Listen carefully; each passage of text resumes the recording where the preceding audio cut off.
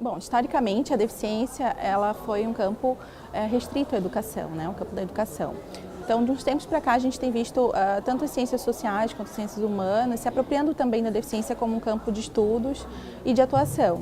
Então, nos últimos anos, a gente tem visto um crescente número de psicólogos que têm estudado, pesquisado e atuado na área da deficiência, né? E também a gente tem visto psicólogos com deficiência, né? O que é bastante interessante porque a pessoa tem a vivência da condição da deficiência, muitos estudam também essa área, atuam nesse campo, então a gente tem visto um número crescente. É claro que ainda não é o ideal, né? Mas a gente vem avançando nesse sentido. Aqui em Santa Catarina, por exemplo, a gente tem ainda poucos psicólogos que trabalham com esse campo, por exemplo, psicólogos que falem a língua de sinais, que possam atender surdos, por exemplo. É um número muito pequeno, né? Eu particularmente, que estou envolvida nessa área, que conheço bastante profissionais da psicologia, conheço apenas uma psicóloga, né, em Florianópolis que atua com surdos. Então, é uma demanda que existe e não tem quem atenda esse público.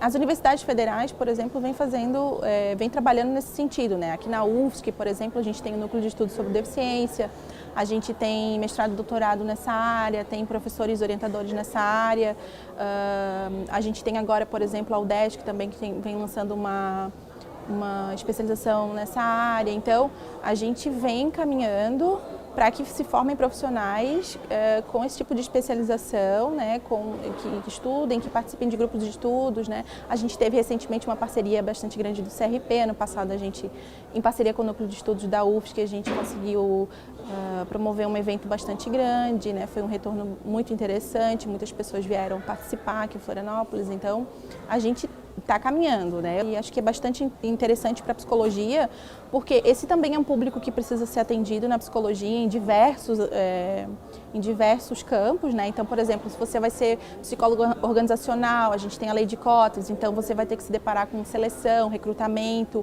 inclusão dessa pessoa no mercado de trabalho. Se você for trabalhar numa escola, você cada vez mais vai se deparar com alunos com deficiência, né? E assim por diante. Também na clínica pode ser um público atendido por psicólogos também, né?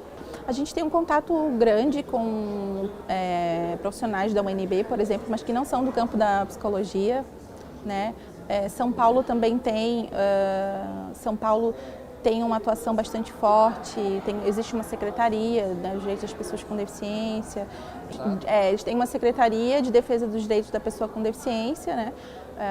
Em Santa Catarina a gente ainda não tem, por exemplo, o que a gente tem até o momento é uma comissão dentro da Assembleia Legislativa, mas secretaria a gente ainda não tem. A gente tem conselhos municipais, conselhos regionais, né, que são conselhos que têm a participação de civis, né, de pessoas com deficiência. Eu acredito que é preciso primeiramente reconhecer que a deficiência ela é um campo de atuação, ela é um campo de estudos, né, e que quando a gente atende uma pessoa com deficiência, a gente precisa olhar para essa pessoa, sobretudo como um ser humano, né, com todas as condições e particularidades de um ser humano, que a deficiência ela é mais uma característica dessa pessoa, né? E que existe uma corrente, existe uma base teórica que fundamenta, por exemplo, o avanço das legislações, que fundamenta uma perspectiva em relação a essas pessoas no Brasil, né? Então a gente precisa se atualizar nesse sentido também, né? Entender a deficiência não como uma causa, como algo que se faz porque é solidário, porque isso é bom, né? Mas porque isso é uma pauta de direito e porque essas pessoas têm direitos fundamentais que não podem ser negligenciados, né? E então a gente precisa olhar para as pessoas com deficiência sobretudo como pessoas, como ser humano, né? E não esquecer que essas pessoas têm particularidades como todas as outras, né? Então elas têm problemas de ordem emocional, de ordem social, de ordem como todos os outros seres humanos têm, né? E então justamente por isso elas também são um público que precisa de atenção da psicologia. É importante destacar que a psicologia ela não é o único campo que estuda e que atua com a deficiência, né? Essa é uma pauta vista, estudada por outras por outras áreas também, como antropologia, serviço social, a própria educação. Então, outros profissionais nos ajudam também a olhar para a pessoa com deficiência, né? Olhar para essa... as próprias produções científicas nos ajudam, de outras áreas, nos ajudam bastante a avançar nesse campo, né? Não é um campo exclusivo da psicologia, e é bom até que não seja, né? Porque esses outros olhares também nos ajudam, contribuem bastante para que a gente avance também na nossa ciência, né, de alguma maneira. Eu acho bastante interessante essa iniciativa, né, do Conselho Regional de Psicologia, porque é um tema ainda pouco debatido nos conselhos estaduais, regionais e o federal, e acho que é importante dizer que sim, essa é uma área, ela existe, né, essas pessoas existem, essas pessoas vão usufruir do trabalho da psicologia, vão usufruir do nosso campo. Então é importante que o Conselho tenha essa iniciativa, né? Dizer, olha, isso acontece, existe, isso é um campo de trabalho, isso é um campo de estudos, né? Para quem quer continuar estudando, quer estudar essa temática, é possível. Então acho que é bastante relevante essa iniciativa do CRP. Como historicamente a deficiência ela era um campo mais restrito à educação, depois a gente começou a perceber que com os avanços das leis, as pessoas com deficiência começaram a sair de dentro de casa, né? Começaram a estar em outros espaços além da escola. Então, acho que outras áreas se obrigaram a perceber que precisavam também se apropriar dos estudos sobre esse grupo, né? Estudar sobre esse grupo de pessoas, assim. Então, porque a psicologia trabalha justamente com o humano, né, com o ser humano. Então, como foi se percebendo que essas pessoas estavam em outros espaços, né, e que elas eram pessoas, né, para além da sua condição da deficiência, a psicologia acabou se apropriando também um pouco desse campo para dar conta dessa demanda, de atender também essa demanda, né?